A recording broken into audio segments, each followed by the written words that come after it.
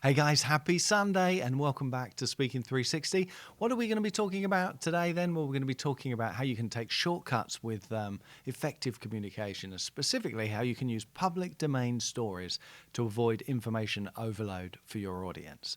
See, the bottom line is teaching is easy. Teaching is easy. You can pick your favorite stuff, someone like John Maxwell, Les Brown, whoever it is that you love learning from, whoever your favorite thought leader is, whoever your favorite change agent is. You can read their stuff, you can soak their stuff up, you can memorize it, and then you can repeat it if that's what you want to do, if that's appropriate. So teaching information is easy. Anyone can do that. Bringing it to life with examples is what takes it to the next level, but that takes a little bit more time. Using stories from your life, for example, or examples that you've thought of that help illustrate the points, that takes more time. But the question we've got to ask ourselves is, do you want them to stay awake? Do you want the audience to stay awake? Do you want the people that you're speaking to be kind of attentive? They're looking at you and listening to you and taking in what you're saying. Do you want them to be awake while you're speaking? Well, if you do, then you have to find a way to use illustrations. Using illustrations is essential. As I said, it can be made-up stories, it can be hypothetical examples, or it can be true stories from your life, or it can be other people's stories. It's possible to use those in an ethical way, and we talked about that a few months back. Today I want to talk about how you can use public domain stories. So stories that are in the public domain that everyone knows probably, and you can use those to help illustrate your points. A great way to kind of take shortcuts really with using stories, because it doesn't take as long as crafting your own story. You can just pick public domain stories that you like, and then you can use those to illustrate your points. There's a trick to it. There's one kind of big key that I'll share with you at the end if it's not obvious from the example. But that's what we're going to look at. And the example that I've chosen is one of my favorites, one that has made a big difference to all of our lives, whether we realize it or not. This is Alexander Fleming in his lab in St. Mary's Hospital in London in 1928. Now, apparently, Fleming was a little bit of a sloppy scientist in some ways, didn't always clear up his laboratory perfectly after it, so I've read. And so he went away for a 2-week vacation. He came back and there were some petri dishes that he'd left in the sink that hadn't washed up before he left, and they were still there. And when he came back and looked at them, he noticed there was something growing on them. So he thought, I'll pop that under the microscope and have a look and see what's on there. So he put the petri dish under the microscope, and then when he looked through the microscope, what did he see? He saw the mold eating the bacteria on the petri dish. The mold was eating the bacteria on the petri dish. And in that moment, when he's looking through the microscope, he got the significance of this. He got what it meant. He got what it meant. Because the mold was penicillin mold, and it was eating the bacteria. And so his mind is racing. He understands the significance of this. And so he published his findings in 1928. And guess what happened? Nothing. No one took any notice. No one is running around trying to get people to pay attention. No one paid any attention. So that was it for years. This was an amazing discovery, and it didn't really go anywhere. It wasn't until 1941, and we're into the Second World War now, people are dying all over the place, and not just from bullet wounds. I mean, if you get shot through the head, then that can be fatal, obviously, can't it? If you get shot in the heart. But if you get shot through the arm or through the leg, that might not be fatal. And so you don't die from the bullet wound right away, but you do die from the bacterial infection that sets in days later. Maybe you die days or even weeks later from the infection. See, at that time, 100 years ago, you could get a splinter in your finger and die of sepsis. You couldn't just take antibiotics like you can today to deal with that. So this was a big thing. So in the Second World War, people are dying, and it was then a joint effort by the Americans and the English that then were able to take his great discovery and mass market it and turn it into something then that was available all over the place, and everyone was able to use it. Doctors and nurses, hospitals were all able to use this mass-produced wonder drug then, as it was.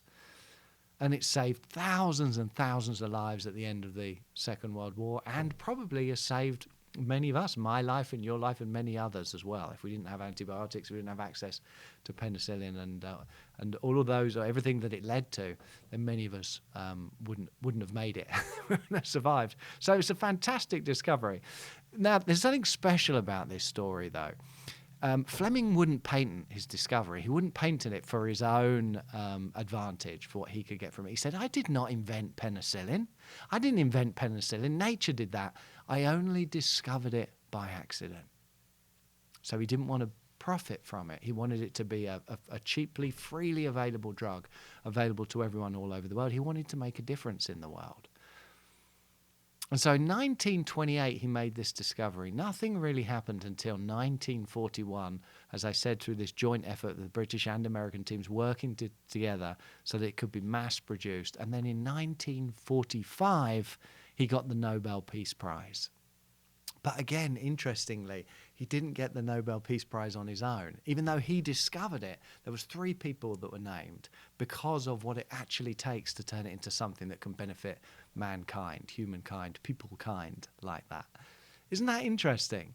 So it's a fascinating story, I think, and it illustrates a wonderful point, a big point, really, about the difference between success and significance. And John Maxwell talks about this better than anyone, I think. He says, success is something that comes to you.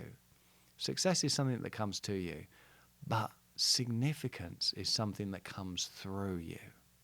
So success is to you, but significance is through you. And why does it come through us and not to us? It comes through us because it's not for us necessarily, it's for others. We may benefit from that indirectly, but significance comes from doing things for others. And in this case, significance comes through you and others. It wasn't just Fleming, it was other people. It was a coordinated effort that led to this.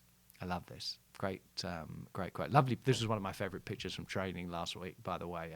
Valerie Burton and John Maxwell and me on, I think, day 1.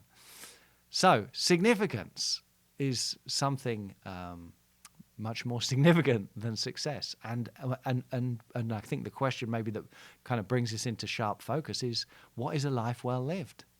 What is a life well lived? If you think about that. What is a life well lived? Well, probably you ask 100 people, they come up with 100 different answers, or maybe more.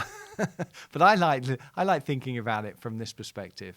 This great quote from Albert Schweitzer: "Only those of you that find a way to serve your fellow man will ever really be truly happy." And I think that's what it's all about, isn't it? If we're going to live a truly happy life, it's going to be in the service of others and doing something bigger than us, beyond us, not just about us, but about others and for others. Juicy. So the key to using other people's stories, whether they're other people's individual stories or public domain stories or any other stories, is the key is to make them your own by telling us what they mean to you. So linking them to your own lane, to reflect on them yourself, and then bring in other elements like the quote from John Maxwell or anyone else. So you're making it your own, you're adding to it, you're not just sharing the story on its own. You can do that too, but that's of limited value. Making it your own, personalizing it is the key.